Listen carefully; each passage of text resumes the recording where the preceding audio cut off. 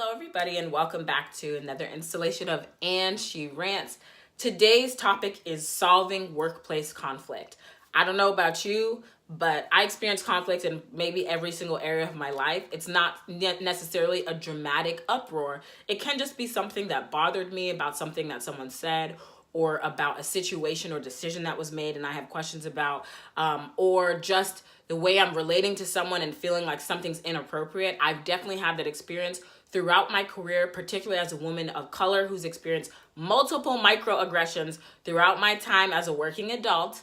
And I've realized that there are just some strategies that you can kind of look to and implement that will help you be able to move through having a conflict with someone at work without being petty and without being disrespectful. Because I know if you pay attention to the internet in the way that I do, you've seen threads on Twitter about what's your favorite professional clapback, just like best wishes or as per my last email.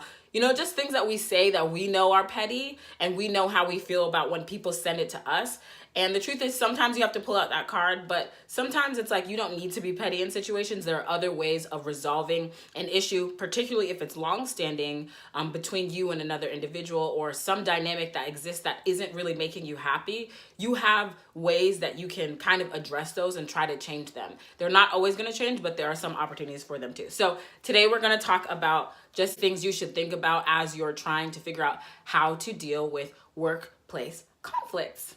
So the first thing that you need to think about and strategize about is you should always address concerns as they happen. Always address your concerns as they happen. There are two reasons for that. The first is that if you don't address your concerns as they happen, they will just build up into a well, and you know how the water will rise and rise, and then eventually it will burst because there's not enough space for you to handle the kind of anger or anxiety or frustration that's piled up from conflicts that you have not necessarily resolved. So a lot of time people feel frustrated by so many things at work and they end up leaving, but some of those things could have been resolved by conversations. That's not always true, but there are possible scenarios where maybe you're thinking about is this the right place for me? And you really have to identify one of the biggest things that tells me whether or not I can work somewhere is how people deal with the conflict as I try to resolve situations,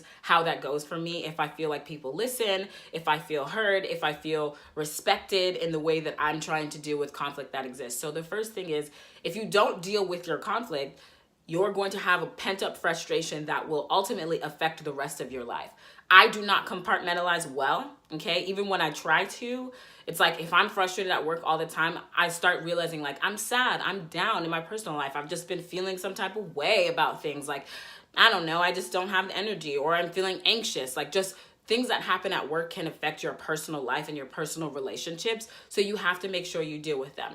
The second reason that you need to kind of confront things as they happen is because I found that when dealing with anything in the workplace, having specific examples is really important, but especially when you're dealing with conflict, being able to point to exactly what was said, what made you uncomfortable, what you have questions about, is really helpful for people to actually understand where you're coming from, rather than you being I don't really want to say, and I don't really want to make you feel uncomfortable. And if you wait too long, you might actually forget exactly what it was that bothered you, and it just turns into this, I don't know, but Shelby just gets on my nerves. Shelby just bothers me. She just has this attitude. But being able to speak to, oh, Shelby actually specifically said this one thing about my culture, and that made me feel uncomfortable. It's not okay because XYZ. Being able to have specific examples that you point out to individuals when you're talking through things that bothered you, things that made you uncomfortable, things you have questions about, is incredibly important. And the sooner you do it, the more likely it's going to be in your memory and in the memory of the other person. Because I've definitely been in a situation before where you're like, hey, this thing bothered me. And someone's like, I don't really remember that happening. What are you talking about? And you're like, you remember it happening. I was there. I was angry. I've been holding on to this for 17 months, but they've moved past it because it affected them in zero way. So make sure that you bring up things as they happen so that you can just squash it, squash the concerns, squash the conflicts right when they come. That's number one. The second thing that you have to think about as you're dealing with workplace conflict is it's important for you to keep boundaries in your relationships at work. Now, this is something that's very difficult for me to do. I'm a very friendly person. I like having friendships with people that I work with. I like, getting lunch, hanging out outside of work. I'm like, sure. All these different levels and things that I enjoy doing if we have a bond that goes larger than our job. And I think that's okay. But I think it's also important for people to create specific boundaries that will allow you to handle situations of conflict in a way that doesn't compromise your ability to be honest and tell the truth, or compromise your ability to kind of escalate things if they need to be escalated. You could be in a situation where someone does something incredibly inappropriate and, maybe HR needs to get involved. But if you've developed some weird kind of relationship, you might feel like, I don't know how to do this. It's uncomfortable. I've built this relationship with this person. I don't want them to think that, I'm being wild or crazy, but it's that was really not okay. Or even in a situation where you're close to someone and now you just don't really know how to tell them, give them feedback, or tell them about what happened, or tell them about a job that needs to be done, or be hard on them and be like, you're dropping the ball because you just don't want that person to feel bad. This may not be the situation for most people, but if you're anything like me and you start to feel these feelings on the inside and you care about people and then you just don't want to really make them feel uncomfortable, you need to have boundaries that allow you to handle the relationship both professionally and personally. And I found that very few people know how to do this well. Some people really know how to do it well, but very few people know how to do it well. So I think it's really important for all of us to make sure that we're setting the appropriate boundaries, with friendships at work. I've seen people really care about me and not know how to tell me you dropped the ball or you didn't do the right thing. So if you're able to be that person, that's great. But if you're not, you have to think about what are the ways that I can handle this professionally. That's number 2.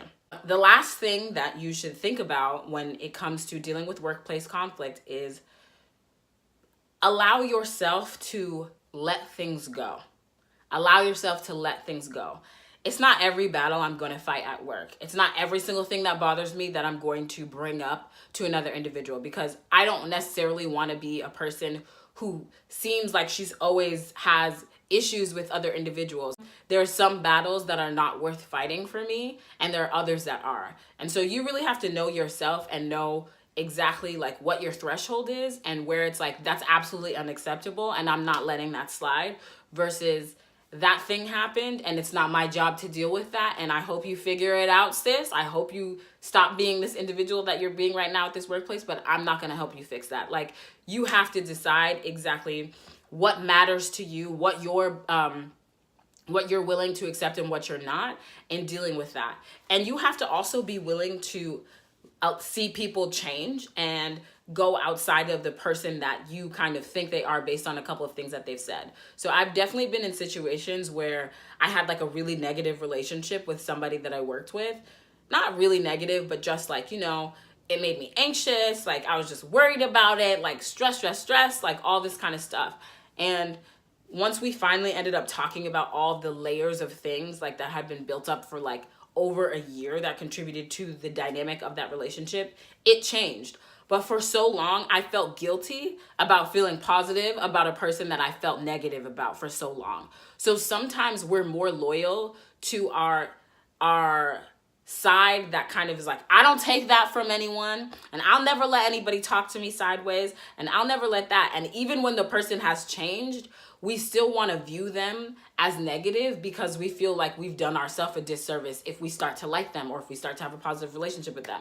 And I definitely had that moment where I was I don't know how to allow myself to be comfortable and let it be what it is. Part of that is you're is this real? And has this dynamic changed?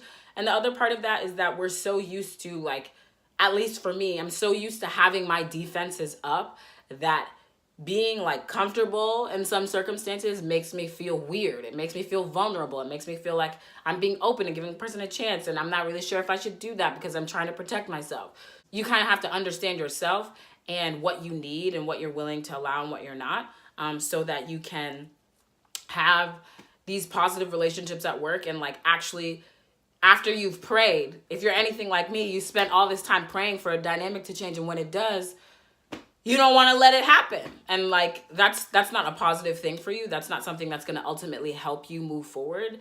You have to allow relationships and dynamics to be different. You have to allow people to show you that they can be better than they are, and you have to allow yourself to have, you know, positive relationships with individuals who may have previously, you know, done you wrong. And so that for me, it's like a situation of letting some things go, and letting go could just be letting go of this feeling I want to have that's negative, because it, you know, kind of makes me feel like, yeah, you're not going to mess with me, that it's whatever. I like let go of that thing and allow relationships and dynamics to change. So yeah, that's the end of my rant. That's it. I mean, I'm sure people have other strategies. Please share them with me, because obviously my cup is not overflowing in ways to deal with them.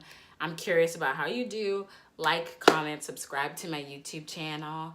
Let me know what you think, and I'll see you next time for the next rant.